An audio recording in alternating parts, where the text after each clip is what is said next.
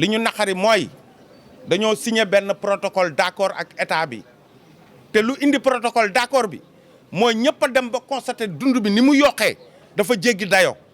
dëkk bu nekk di xool naka lay def pour sa population nekk ci jàmm bi ñu àndee nag ak ñoom ci benn xeex ñu dem ba yàlla def ñu toog pour négocier bi ñuy négocier ñu indi li ñuy wax augmentation de salaire ñu indil ñu benn indemnité boo xam ni musul am ci santé muy indemnité de logement ñu def ko à hauteur de 100 000 francs ñu ne dañ ñuy jox 50 000 en 2022 en 2023 ñu dugal 25 000 en 2024 ñu dugal 25 000 mu mat 100 000 vraiment loolu aussi ñu ngi siy gërëm état di ko sant ndax aussi ku def lu baax ñu wax ko effort lañ def ndax wax dëgg yàlla bi ñu nekkee ci système bi ba tey musuñu gis augmentation de salaire yu mel nii ci bulletin de salaire yi donc foofu aussi ñu ngi féliciter le président de la république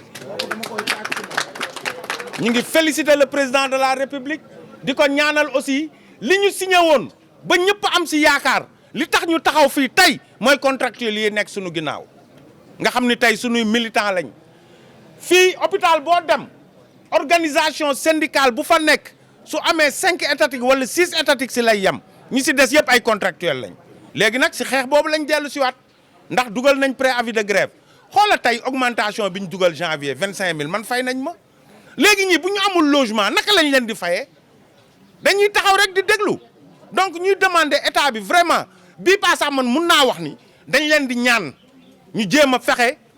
ñu respecter protocole bi képp koo xam ni yaa ngi ci liggéey bi ndax liggéey bi moom hôpital buntu ba la bala morgue ba buntu ba ba morgue ba la ñiy liggéey ci biir hôpital bi yëpp ils sont indispensables xam nga tey bu ñu waxee brancardier bu amul kan mooy pousse malade yi yóbbu leen ci docteur yi bu ñu waxee tey femme de ménage bu xëyul ñëw fobeere bale naka la docteur bi di ñëw liggéeyee donc fii ñëpp a am importance bu ñu wax ay affaire de diplôme ndax depuis que le système est né bu ñuy waxtaan dëgg am na ñoo xam ne ci biir hôpitaux yi lañ leen di former te tey booy xool dañuy dem ba ñoom sax dañuy am expérience bi infirmier bi am donc aussi nañ waxante dëgg mënuñu toog aussi ñun ñu fay ñu ndax man li ma càmbar ci mbir bi mooy dañoo bëgg tas organisation syndicale yi mais ñun duñ ko nangu duñu nangu kenn tas suñu syndicat yi dañuy fay ñi seen xaalis ñu continuer dem liggéey fay ñu leen seen xaalis xam naa ni dañuy dem taxaw toll foo xam ni dinañ taxaw téye hôpitaux yi ba liggéey dootul am Sénégal comme fi ñu taxaw nii ñun jotewuñ dara ak direction hôpital bi ndax ñoom daanaka lu bëri loo xam ne wax nañ ko ak ñoom gis naa moom ñoom taxaw nañ ci mais état moo ñu dese te nag bëgguñu aussi tey hôpitaux yi dañoo am lu ñuy wax autonomie de gestion boo ko déggee mooy dañ ne la hôpital bi si li muy liggéey si la war a fay ay charges sociales am si la war a assurer fonctionnement hôpital bi si la war a jënd ay garab si la war a fay ay fournisseurs am te tey hôpital bii ñu taxaw rek booy xool masse salariale bi yëg na 125 millions donc foofu aussi il faut que population yi xam ni hôpital yi dañuy soxla xaalis ndax bu ñu amul xaalis hôpital yi du ñu mun a fonctionner loolu nag vraiment ñu ngi invité état bi ndax ku min sa xuloo da lay yeb boobu ba léegi mënuñu nekk si xeex nii su boobaa day dem ba population bi ñu bëri comprendre uñ dañ lay sikkal fekk ni état la ñu war a sikkal tey nag moom premier ministre la ñu woo tey ndax moom bi poste bi dellu see moom dañoo amoon yaakaar si moom foogoon ni moom dina jéem a woo nit yi woo tous les acteurs concernés ba pare nag li may gën a wax mooy ñu bàyyi affaire xaaj ak seen te xam ni fii nous sommes ay syndicats yoo xam ne légalement reconnus par l'état lañ tey boo demee madame le ministre bu la gisee sa tur lay jaar kon am na loo xam ni am na kóllëre bu nekk seen diggante mais nañ jéem a fexe régler problème bi li ñu koy régler mooy nañu dugal indemnité de logement bi day am li ñuy wax effet rétroactif maanaam day prendre effet à partir du 10 mai 2022 ñu calculer mai ba fi ñu toll nii ñoom nañ jàpp ni amal nañ personnel bi 50 000 ba décembre bu décembre passé amel nañ leen 25 000 yu si yokk loolu yëpp nañ ko calculer te xam ni tant que fay ñu ko personnel bi ñun duñu arrêté xeex bi. xam nga directeur hôpital li koy fal c'est un décret présidentiel décret moo koy wàccee médecins yi nekk si hôpitaux yëpp directeurs yi ñooy seen kilifa donc léegi na directeur hôpitaux yi jël seen ay responsabilité réorganiser urgence yi ba képp ku jugee guddi pour ñëw faju bañ a am benn jafe-jafe si urgence yi loolu daal appel la boo xam ne ñu ngi koy lancé vraiment tey waxuma sax directeur hôpitaux yi plus loin sax na état bi sax fexe ba ñoom ñu ñuy organiser médecins yi ba population yi mën a soulager aussi urgence yi je prends toutes mes responsabilités man maa ko wax. tey ki nga xam ni dafa liggéeyal administration ba retraité am 60 ans 65 ans su am ñëwee hôpital pour faju état ne boo fa demee lépp man maa koy jël en charge xale bi nga xam dafa am 0 à 5 ans ñu koy wax la couverture maladie universelle état ne xale yi bu ñu ñëwee si hôpitaux yi ñoom ñoo ko jël en charge ñoo leen di fay léegi nag boo ñëwee ñu defal la ay acte jox la ay garab état remboursé wul pharmacie bi ñu la joxee garab yi rek soo moytuwul bu ñu continuer si dynamique boobu ñun ñii dootuñu am garab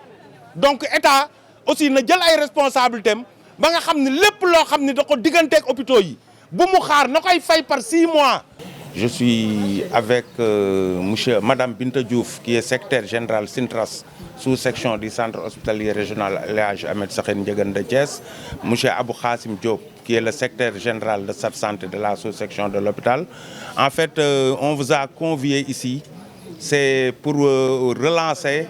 les activités de la fédération F2S. Aujourd'hui, nous sommes là pour vous informer que la fédération F2S a déposé un préavis de grève depuis le vendredi passé. Donc par rapport à l'animation, on avait prévu de faire 2 sittings, 2 jours de sitting par semaine, c'est-à-dire les mardis et les mercredis. C'est toujours le protocole d'accord signé depuis le 10 mai 2022. Parce qu'en fait, ce protocole d'accord visait tous les agents de la santé. C'est-à-dire quand on vient dans un hôpital, c'est de la porte à la morgue. Sur ce protocole d'accord, on nous avait octroyé une indemnité de logement. Et en fait, l'indemnité de risque qui était à 50 000 francs est passée à 75 000 francs. Et là aussi, nous disons que vraiment, nous félicitons l'État. Parce que ce sont des efforts énormes qu'ils ont faits par rapport à ce protocole. Il faut se dire une chose. Depuis que ce gouvernement est là, ou bien depuis que le Sénégal est né, nous n'avons jamais connu des hausses par rapport à nos salaires. Donc aujourd'hui, là, c'est vraiment un grand pas que l'État a fait. Mais moi, là, la question que je me pose, est-ce que ceux qui sont autour du président de la République sont même en train de l'aider? Parce que nous avons signé un protocole, c'est simple. Il faut respecter le protocole du début à la fin. Nous n'avons que ces contractuels-là. Parce qu'aujourd'hui, si vous allez dans tous les hôpitaux du Sénégal, il n'y a aucune organisation syndicale qui a plus de 5 personnes étatiques. Donc nous ne pouvons pas laisser ce personnel-là derrière, d'autant plus que depuis que nous avons signé ce protocole, nous n'avons jamais vu l'État faire un effort par rapport à ce personnel. Pour rappel, je pense que le jour où on signait le protocole, on avait en premier lieu réglé le problème des contractuels des établissements publics de santé. Parce que nous savions pertinemment que dès que ce protocole sera signé, l'État va nous payer. Parce que en fait, c'est l'État notre employeur. Mais ces contractuels qui sont derrière moi, ce sont les directions des hôpitaux qui sont leurs employeurs. Mais aucun hôpital ne peut prendre ces augmentations sans que l'État ne puisse les accompagner. Ça, il faut le dire. Parce qu'aujourd'hui, au moment même où on signait le protocole, on était pratiquement en exercice budgétaire. On était en cours d'exercice. On attendait peut-être à la fin de l'année pour voir si l'État va au moins augmenter le budget du ministère de la Santé afin qu'on puisse introduire ces augmentations sur les bulletins de salaire. Mais jusqu'à présent, nous n'avons rien vu. D'autant plus que nous n'allons jamais laisser. Ça aussi, il faut le dire.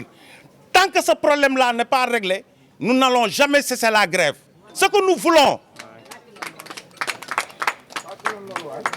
voulons, c'est que